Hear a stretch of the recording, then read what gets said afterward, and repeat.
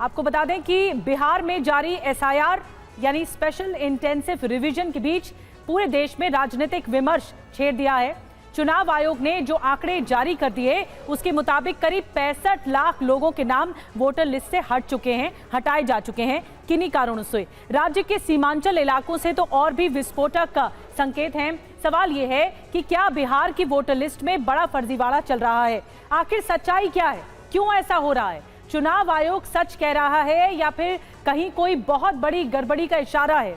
ये जानने के लिए टीवी9 भारतवर्ष की टीम बिहार के सीमांचल इलाके में पहुंची तो हमें चौंकाने वाले तथ्य मिल गए। तो इसी से जुड़ी बड़ी खबर यह है कि सीमांचल में बांग्लादेश से घुसपैठ बढ़ने का दावा है। टीवी9 भारतवर्ष की पड़ताल में फर्जीवाड़े का पर्दाफाश हुआ है। हमारी पड़ताल में वोटर लिस्ट में कई घुसपैठियों के नाम होने की शिकायत है। एसआईआर प्रक्रिया को लेकर सीमांचल में सबसे ज्यादा खलबली मची हुई है। सीमांचल में हिंदू आबादी कम होने का दावा है। ग्राउंड पर हमारी पड़ताल में क्या पता चला है, दस्तावेजों और चश्मदीदों से बातचीत के आधार पर ये हम आपको 3 हिस्सों में आज बताएंगे। हर हिस्से में आंखें खोल देने वाले तथ्य होंगे। आप हमारी ये पहली इन्वेस्टिगेटिव रिपोर्ट में देखेंगे। तो अब तक आप ये जान चुके हैं कि सीमांचल में किस तरह से आगे बढ़ रहे। एक रिपोर्ट आपको दिखाते हैं, फिर आगे बढ़ेंगे।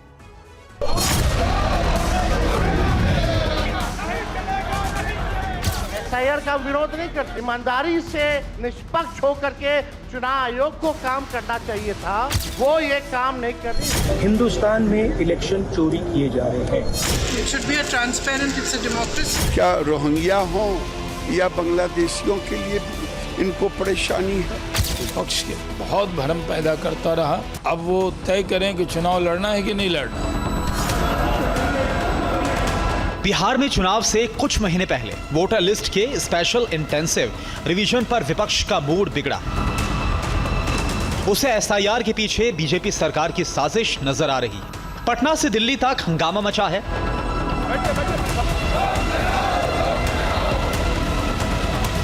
विधानसभा से संसद तक संग्राम छिड़ा है।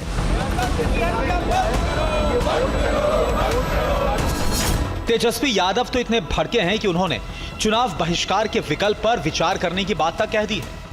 हम सब दल के लोगों से बात करेंगे महागठबंधन। चुनाव का क्या मतलब रहेगा जब लोकतंत्र में जनता ही वोट नहीं देगी?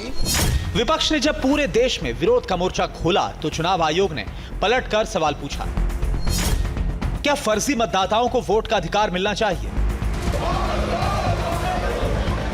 सवाल जायज है। चुनाव आयोग यही कह रहा है कि एसआईआर के जरिए वोटर लिस्ट को साफ सुथरा किया जा रहा है और आगे चलकर यह प्रक्रिया पूरे देश में चलेगी। तो फिर विपक्ष को इसमें खोट क्यों नजर आ रही है? आखिर एसआईआर पर चुनाव आयोग सही है या फिर विपक्ष का दावा? मतदाता सूची में कोई फर्जीवाड़ा है या फिर प्लान कुछ और है? इन सवालों के जवाब तलाशने टीवी9 भारतवर्ष की टीम बिहार के सीमांचल पहुंची। मुस्लिम बहुल इलाका सीमांचल का सैंपल हमने इसलिए तय किया क्योंकि एसआईआर प्रक्रिया को लेकर सबसे ज्यादा खलबली यहीं पर मची है। यहां पर हमारी पड़ताल में कई बड़े और चौंका देने वाले राज फाश हुए। सीमांचल के लोगों में दस्तावेज जुटाने की अफरा तफरी मची है। लोग दफ्तरों के चक्कर काट रहे हैं। जनता के बीच से ही अलग अलग सुर सुनाई पड़ रहे हैं। घुसपैठ से लेकर फर्जी वोटर तक के दावे हो रहे हैं। हाँ, लोगों को तो परेशानी है।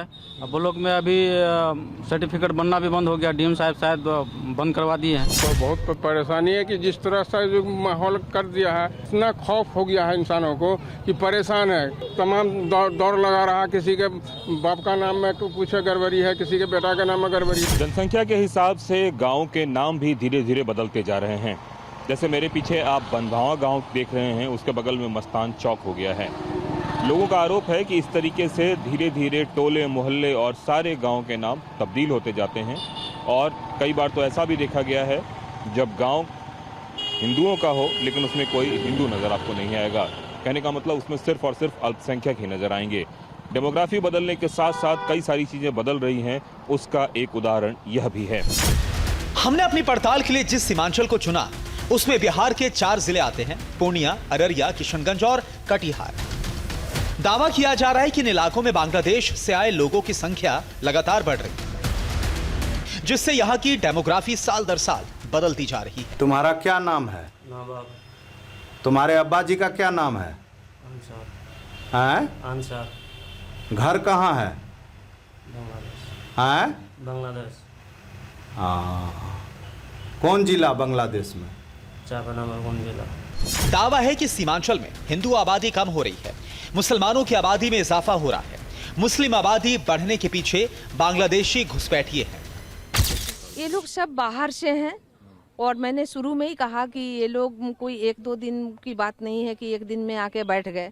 ये धीरे धीरे रिश्ते 2-4 करते पूरा भर गए हैं और इनको जितना जल्दी निकाल के सरकार बाहर कर दे, बस यही उचित रहेगा हम लोगों के लिए। वो अपने लिए पासपोर्ट बनवाने के लिए मेरे पास पासपोर्ट के सत्यापन के लिए आया था। मेरे पास पासपोर्ट बना के यहाँ से निकलने के फिराक में था। यहाँ वह शादी कर लिया था और शादी करके 2 बच्चे भी थे उनके। वो सारे लोगों का फर्जी तरीके से अपना वोटर लिस्ट में भी नाम दर्ज करवा लिया था, आधार भी बनवा लिया था। वोटर लिस्ट में नाम जो दर्ज करवाया उसके जगह पति के जगह पर, पिता के जगह पर उसका पत्नी का नाम था। तो इसको देखने के बाद हमको लगा कि ये आदमी फर्जी है। थोड़ा सख्ती किए, जब उनको पूछे तो वो खुद बताया कि हम बांग्लादेश के चापा जिले के रहने वाले।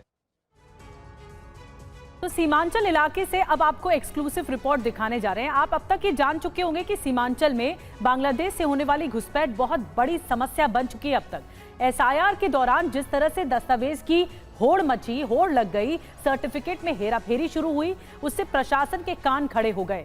हम जब सबसे ज्यादा मुस्लिम आबादी वाले किशनगंज जिले में पहुंचे तो आंकड़ों ने हमें और भी चौंका दिया। आपको बता दें, सीमांचल में निवास प्रमाण पत्र के लिए रिकॉर्ड आवेदन हुए। अकेले किशनगंज इलाके में एक हफ्ते में 2 लाख से ज्यादा आवेदन हुए। TV9 भारतवर्ष की पड़ताल में मिले दस्तावेजी सबूत, जहां सीमांचल इलाके में आधार कार्ड में भी बड़ा फर्जीवाड़ा हुआ है। 100 लोगों पर औसतन 120 से ज्यादा आधार कार्ड बने हुए हैं। और अब आपको बताते हैं कि कैसे इन्वेस्टिगेशन के दूसरे हिस्से में हमारा जो फोकस रहा, सीमांचल में दस्तावेजों में चल रहे गड़बड़ झाले पर रहा। वो कौन लोग हैं जिन्हें इतनी तादाद में निवास प्रमाण पत्र की जरूरत पड़ गई? आखिर एसआईआर के बाद रिकॉर्ड उछाल कैसे आ गया? इन्हीं सवालों का जवाब हमारी अगली रिपोर्ट में है। TV9 भारतवर्ष की पड़ताल जैसे जैसे आगे बढ़ रही थी, नए पर्दाफाश हो रहे थे। लोगों ने जब बांग्लादेशी घुसपैठियों की संख्या रॉकेट की रफ्तार से बढ़ने का दावा किया तो हमने दस्तावेज खंगाले। वही दस्तावेज जिसके जरिए लोग वोटर लिस्ट रिवीजन में खुद को रजिस्टर्ड करवा सकते हैं। इन्हीं दस्तावेजों में से एक है निवास प्रमाण पत्र, जिसके लिए होड़ लगी है। हमारी नजर जब किशनगंज जिले के आंकड़ों पर गई तो हैरानी हुई। 1 जुलाई से 6 जुलाई के बीच अकेले किशनगंज में निवास प्रमाण पत्र के लिए 2,06,000 से ज्यादा आवेदन दिए गए। इसी दौरान कटिहार जिले में यह आंकड़ा 53,000 के पार था। इसी एक हफ्ते में पूर्णिया में लगभग 35,000 आवेदन दिए गए। वहीं अररिया में यह आंकड़ा 21,000 से थोड़ा ज्यादा था। अब सवाल है कि अचानक से इतनी तादाद में निवास प्रमाण पत्र की जरूरत क्यों पड़ गई? आखिर सीमांचल में 3 लाख से ज्यादा निवास प्रमाण की जरूरत किसे पड़ गई और ये लोग कौन हैं?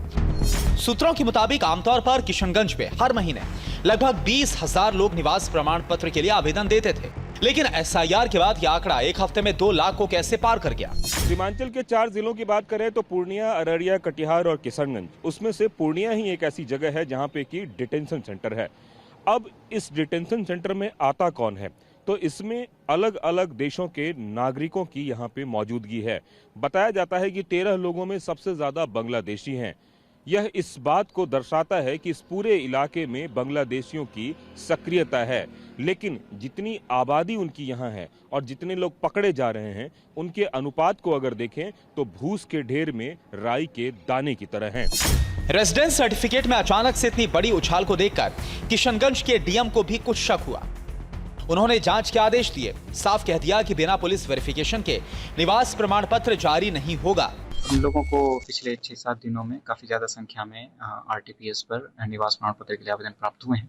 तो सभी आवेदनों पर हम लोग विधिवत जांच कराने के उपरांत उन सभी का डिस्पोजल किया जाएगा। TV9 भारतवर्ष की टीम ने जब और छानबीन की तो पूर्णिया के डीएम की इंटरनल चिट्ठी हमारे हाथ लगी। ये चिट्ठी उन्होंने अपने मातहतों को हिदायत के तौर पर लिखी।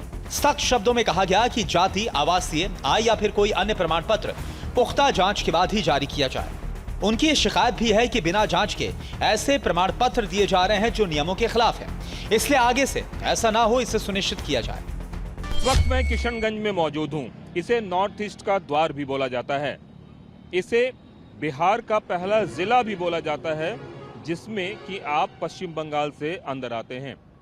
इसे चिकन नेक भी बोला जाता है और हाल फिलहाल के दिनों में इसे बांग्लादेशी लोगों का आश्रय गृह भी बोला जाता है। मसला सिर्फ निवास प्रमाण पत्र का नहीं है, बल्कि मुस्लिम बहुल सीमांचल में आधार कार्ड में भी बड़ा फर्जीवाड़ा है।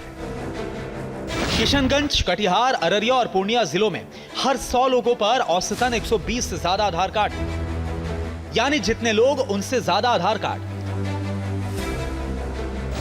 सवाल यह है कि सीमांचल में आबादी से ज्यादा आधार कार्ड कैसे बन गए? क्या सीमांचल में आबादी का कोई बड़ा खेल चल रहा है? आखिर एक ही मकान के 2 निवासी कैसे हो सकते हैं? फिर एक बार बोलना चाहूँगा, ये दीपक सिंह हैं और इनके बगल में ये इकरामुल हक है। इकरामुल हक, दीपक सिंह दोनों एक ही मकान में बताया जा रहा है। अब हकीकत ये है कि इकरामुल हक, इनके पिता का नाम अब्दुल शरीफ है, उनको भी नहीं जान रहे हैं। अब इसमें जिस घर पे मैं मौजूद हूँ, इस घर का यहाँ पे निर्वाचक का नाम सुखदेव प्रसाद गणेश, पिता ब्रह्मलाल गणेश, गृह संख्या 11, उम्र 46, पुरुष। अब हमारे साथ बैठे हुए हैं सुखदेव प्रसाद गणेश। आप इसी यहाँ रहते हैं? जी, यहीं पे रहते हैं? हाँ, यहीं पे रहते हैं। अच्छा, जन्म वगैरह सब यहीं? सब जन्म सब यहीं पे मेरा। और आपके पूर्वज भी यहीं से हैं? पूर्वज भी यहीं है। आपके ही नाम पे इस यहाँ पे लिखा हुआ है, जो दूसरा नाम है, एक रुखसाना खातून का नाम लिखा हुआ है जी। दूसरा रवीना खातून का नाम लिखा हुआ है और रुखसाना खातून का 2 बार नाम लिखा हुआ है। तो ये क्या, ये तीनों लोग आप ही के घर में हैं? सर, हम एक तो गणेश परिवार से हैं। रुखसाना खातून इसमें कहाँ से आ गया? सीमांचल के निवासियों का दावा है कि बांग्लादेशी लोगों की घुसपैठ इस इलाके में बढ़ रही है। हम जहां पर भी जा रहे थे, लोग यही आरोप लगा रहे थे। वो कह रहे थे कि बांग्लादेश से आए अवैध लोग ज्यादा बस गए हैं। अचानक से 2.5 लाख से अधिक संख्या में अगर वोटर आवासीय बन रहा है तो निश्चित रूप से इसमें से कम आधे % आबादी तो यहाँ के नहीं है। हम इसको स्पष्ट रूप से ऑन कैमरा कह सकते हैं कि अगर इसकी पूरी जांच की जाए तो लाखों की संख्या में अप्रवासी यहाँ से निकलेंगे। हफ्ते 10 दिन में 3 लाख से अधिक अगर आवासीय प्रमाण पत्र के लिए लोग आवेदन देते हैं तो हम ऑन कैमरा आपको ये बिल्कुल कह सकते हैं कि निश्चित रूप से आधे से अधिक की आबादी ये किशनगंज की नहीं है। दावों की पड़ताल के लिए हमने बिहार सरकार के जाति सर्वे 2022 की रिपोर्ट पर नजर डाली। ये जानना चाहा कि क्या वाकई में सीमांचल की डेमोग्राफी बदल गई है। जाति आधारित गणना के 12वें पन्ने पर जब हम पहुंचे तो वहां पर दर्ज तथ्य देखकर चौंक गए। तो ये चौंकाने वाला सच आपके सामने रख रहे हैं। आपने सीमांचल में बांग्लादेशी घुसपैठ की समस्या देख ली, दस्तावेजों की हेराफेरी समझ गए। अब हमारी पड़ताल में अगला ये सवाल था कि बांग्लादेश से आए ये मुसलमान कौन हैं? आखिर ये किस रूट से बिहार में घुसपैठ करते हैं? इन सवालों के जवाब भी हमने ढूंढ लिए हैं। TV9 भारतवर्ष की पड़ताल में घुसपैठ का जो रूट है वो पता चला है। सीमांचल में बांग्लादेश से घुसपैठ के 2 अहम रूट हैं। पश्चिम बंगाल और नेपाल से सीमांचल में घुसपैठ आसान है। सीमांचल की जो मुस्लिम आबादी है उसमें बढ़ रहे बांग्लादेशी मुसलमान और शेरशाहबादी और सूरजापुरी मुस्लिम की तादाद यहाँ पर बढ़ी है। हम अपनी सीमांचल एक्सक्लूसिव रिपोर्ट के आखिरी पड़ाव में इस वक्त हैं और जिसमें आपको उन तमाम प्रश्नों के उत्तर अब मिलेंगे जो आप ये जानना चाहते हैं। आपको ये भी पता चल जाएगा कि सीमांचल की सियासी अहमियत भी क्या है। बिहार सरकार के आंकड़े बताते हैं कि कुल जनसंख्या का 0.9965% यानी 13,02,644 शेरशाहबादी मुस्लिम सीमांचल में है। इसी तरह से सुरजापुरी मुस्लिम की संख्या 1.8713% यानी 24,46,212। बिहार सरकार के दस्तावेज में यह साफ लिखा है कि सुरजापुरी वो मुस्लिम है जो शेख, सैयद, मलिक, मोगल में नहीं आते और केवल पूर्णिया, कटिहार, किशनगंज और अररिया यानी सीमांचल के जिलों में बसे हुए हैं। शेरशाहबादी और सुरजापुरी मुस्लिम भारतीय मुसलमानों से अलग है। इन्हें बांग्लादेशी माना जाता है। दोनों में फर्क यह है कि सुरजापुरी मुस्लिम 1947 यानी आजादी के समय भारत आए थे, जबकि शेरशाह आबादी 1971 के बाद आए। ये एक समय की बात है जब यहाँ पे सीमांचल के गांधी नाम से एक नेता जाने जाते थे। उसी समय से ये बाहर से वो लाके लोगों को, वोटरों को यहाँ बसाना शुरू कर दिए थे।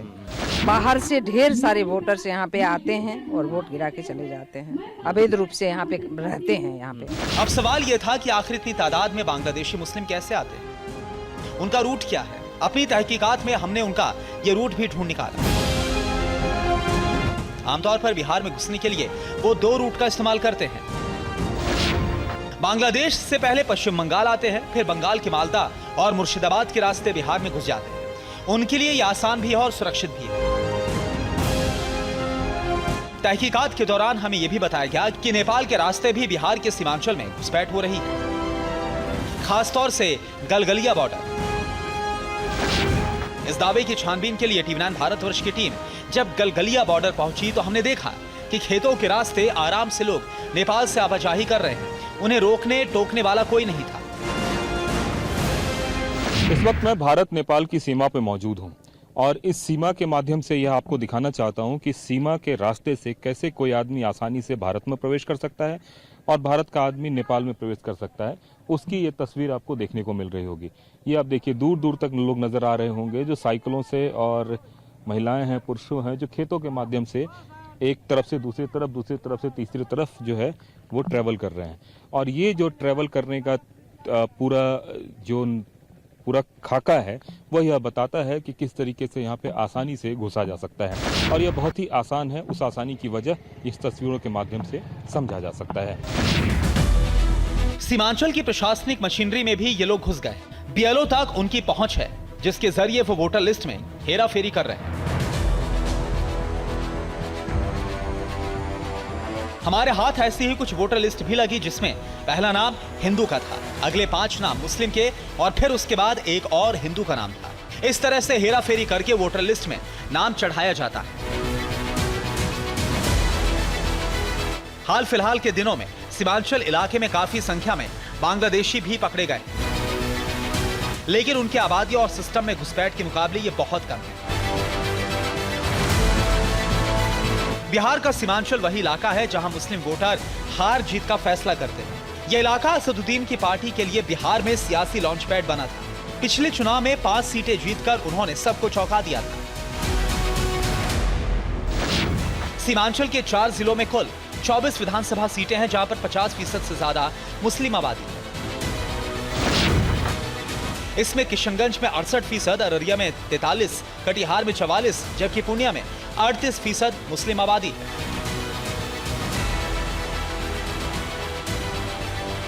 बिहार सरकार के दस्तावेज और जमीन हालात की पड़ताल बताती है कि वोटर लिस्ट में गड़बड़ी की गुंजाइश है। यह भी सच समझ आता है कि सीमांचल में बांग्लादेशियों की घुसपैठ आसान है।